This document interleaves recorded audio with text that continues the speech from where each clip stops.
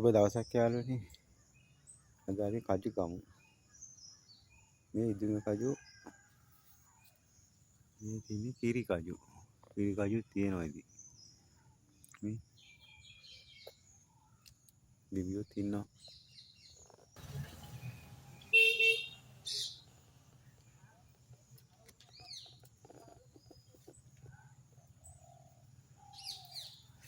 ඉතින් යාළුවනේ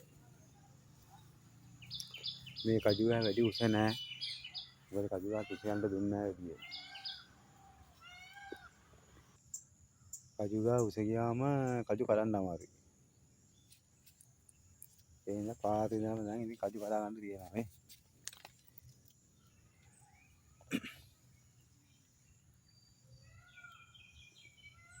මේ කජු ගහේ කජු රසයි. කාට ගතිය නැහැ.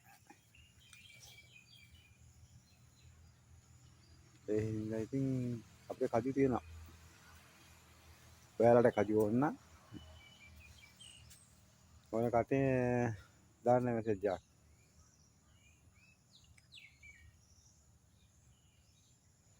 මේ වර කජු එක එක දාල්ට තියෙන්නේ. ඒ කියන්නේ මලුත් තියෙනවා තාම වෙලද නැහැ. සාමාන්‍යයෙන් කජු එකම වගේ ගොඩක් හැදෙනවා. මේ වර ටිකයි හැදිලා තියෙන්නේ එහෙම. ඒක හොඳයි ඉතින්. ඒක කජු අපිට යන්නේ නැහනේ. වෙලද ඉතින් ළඟපාත කට්ටියට ගොඩක් දෙනවා කජු.